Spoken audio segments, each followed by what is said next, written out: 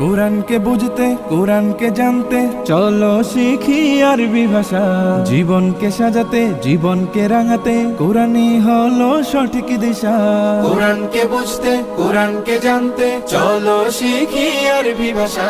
জীবনকে সাজাতে জীবনকে রাঙাতে কোরআনই হলো সঠিক দিশা। এসো শিখি আরবি ভাষা, এসো শিখি আরবি ভাষা।